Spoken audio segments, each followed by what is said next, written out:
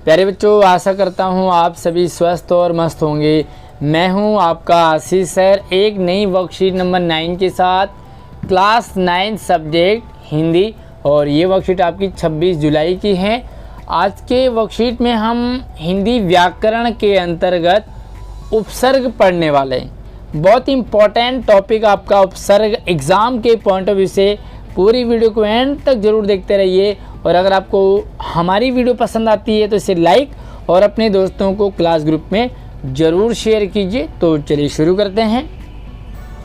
उपसर्ग वे अविकारी शब्दांश हैं जो किसी शब्द के पूर्व में जुड़कर के नए शब्द का निर्माण करते हैं। यानी कि उपसर्ग क्या है? एक शब्द का अंश है, यानी कि पूरे वर्ड का एक पार्ट है जो कि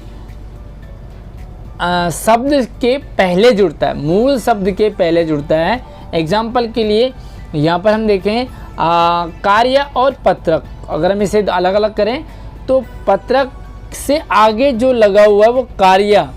इसी तरह से राजधानी में जो राज है वो क्या है? आपका उपसर्ग। इसी तरह से निदेशालय में जो निदे है वो उपसर्ग। एग्जाम्पल के लिए, हालांकि कार्यपत्रक में ये भी उपसर्ग नहीं है, ये भी उपसर्ग नहीं है और ये भी नहीं है। कहने का मतलब है कि एग्जाम्पल के लिए जो शब्द के पहले लगता है वो उपसर्ग है। उप शब्द के पहले और सर्ग आपका शब्द के बाद में है। ठीक है, जैसे बहु उपसर्ग से बनने वाले शब्दों के एग्जाम्पल। अब देखो, बहु उपसर्ग है तो बहु को आपने क्या करना है? शब्द से पहले लगा देना है। देखो, बहु मूल्य, बहुमत, बहुवचन, बहुज्ञ, बहुसंख्यक। ठीक है, इसी तरीके से हमारे पास और भी बहुत सारे उपसर्ग हैं। तो बहु शब्द के आगे लग गया और बाद में हमने उसके शब्द जोड़ दिया। आगे देखते हैं। उपसर्गों का अलग से स्वतंत्र प्रयोग नहीं होता। यानी कि उपसर्गों को अगर हम अलग यूज़ करते हैं तो अलग उनकी कोई वैल्यू, कोई मूल्य या कोई मीनिंग नहीं होता, अतः उनका अलग से कोई अर्थ नहीं होता। वे जब शब्द के साथ जुड़ते हैं, मूल शब्द के साथ, तो तभी वो एक नया अर्थ देते हैं। यानी कि जब वो उपसर्ग अगर हम अलग से उसकी बात करें तो उसकी कोई भी मीनिंग नहीं होती है। चलिए आगे देखो। यहाँ पर सितारों में लिखे उपसर्गों में से एक एक शब्द नए बनाकर बादलों में घिरे गए हैं। आप भी ऐसे ही इन्हीं उपसर्गों से नए शब्द बनाकर सितारों से जुड़े बादलों में लिखें। तो पहले हम देख लेते हैं। यहाँ पर ये देखिए, एग्जाम्पल के लिए मैं आपको एक एक तरीके से खोलता हूँ। ये सु जो बीच में है वो उपसर्ग है, तो सु से हमने बना दिया सुविचार। इसी तरीके से सु से और क्या बनेगा? एक और क्या बनेगा? और एक और क्या बनेगा? तो हमने लिखना है। आप सोचिए कि सु से और क्या क्या बन सकते हैं। चलिए मैं तो आपके लिए लिखूंगा ही, उसके बाद पूरा हम प्रैक्टिस करेंगे अलग से। फिलहाल मैं यहाँ पर दूसरा दिखा देता हूँ आपको। और दूसरा उपसर्ग है परि। तो ये परि शब्द है। परि का जो हमारा बन गया परिजन। ठीक है, तो परि जो है ये शब्द से पहले लगा। इसी तरीके से एक और आपने इस सितारे में लिखना है, एक और यहाँ लिखना है और एक और यहाँ लिखना है। इसी तरीके से हमारे पास है अप। अप आपका उपसर्ग है तो इसका बन गया अपयश। इसी तरीके से एक और एक और यहाँ पर और एक और यहाँ पर लिखना है। चलिए आगे देखो। आगे हमारे पास है उप। तो उपसर्ग क्या बन गया आपका? उपकार। यहाँ पे देखो ना, उपकार बन गया। इसी तरीके से यहाँ पे भी लिखोगे, यहाँ पे भी लिखोगे और यहाँ पर भी लिखोगे। तो चलिए आज की आपकी वर्कशीट इतनी है और मैं अब आपको आंसर दिखाता हूँ। प्यारे बच्चों, खास बात आपने यहाँ पर समझनी है। जब भी आप शब्द से उपसर्ग को अलग करते हो, जैसे यहाँ पे आपने कर दिया अप और यश, मान लीजिए आपने इस उपसर्ग को अलग कर दिया तो जो आपका शब्द बचेगा वो मीनिंगफुल होना चाहिए। यहाँ पर जो यश है, यश का मतलब होता है कीर्ति। कीर्ति यानी कि नाम होना। चलिए उसी तरीके से देखो, यहाँ पर कार है अगर हम यहाँ पर उप को अलग करते हैं तो कार आप जानते हैं, एक तो चलाने वाला कार है और एक करने वाला कार है। इसी तरीके से परिजन, अब यहाँ पर अगर हमने परि को अलग कर दिया उपसर्ग को, तो जो शब्द बचेगा जन, जन का अर्थ होता है इंसान यानी कि लोग।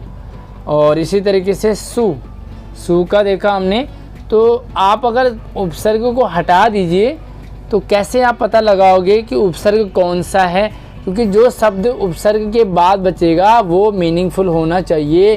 तो यहाँ पर जो विचार है वो एक मीनिंगफुल वर्ड है, यानी कि थॉट, विचार। अगर यहाँ पर मीनिंगफुल नहीं हो रहा, इसका मतलब आप कुछ गड़बड़ कर रहे हैं। तो चलिए इसके आंसर देखते हैं।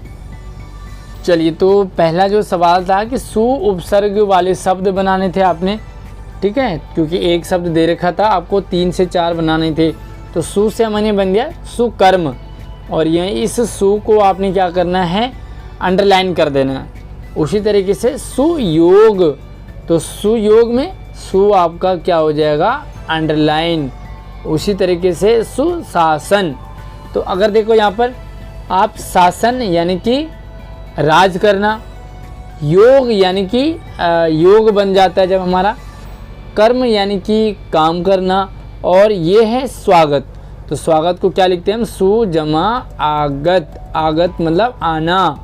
तो सु यानी कि अच्छी, वेलकम करते हैं ना हम किसी का, स्वागत।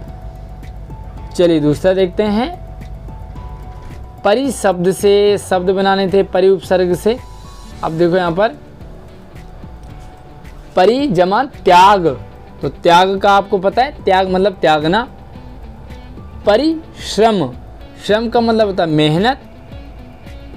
परिसर, तो सर का मतलब होता है तालाब, है ना, तालाब को सर कहते हैं, जैसे सरयू। अब ये है दूसरा परिणाम, तो नाम का अर्थ नहीं होता बल्कि ये क्या हो जाता है, नाम। अगर हम इसमें अलग उपसर्ग अलग करेंगे तो ये होगा परि जमा नाम, परिणाम, ठीक है। तो आपको पता है नाम का मीनिंगफुल वर्ड है। और आगे देखते हैं अप उपसर्ग के शब्द बनाने। तो अप उपसर्ग से यहाँ पर 3 शब्द बनाने हैं। पहला है अपकार, तो कार तो आपको पता ही है कार क्या होता है। उसी तरीके से अपमान, मान मतलब होता है सम्मान, रिस्पेक्ट। और अपकीर्ति, कीर्ति का मतलब आप जानते हैं, कीर्ति का मतलब ख्याति, यश। तो जैसे हमने उपसर्ग को अलग किया तो हमने पाया कि जो बाकी बचा हुआ है वो मीनिंगफुल है, और मीनिंगफुल है तो इसका मतलब उससे कहेंगे मूल शब्द। और आगे देखते हैं उप से। तो उप से हमारे पास यहाँ पर 3-4 शब्द हैं। पहला आप लिखोगे उपदेश, तो देखो देश मीनिंगफुल है।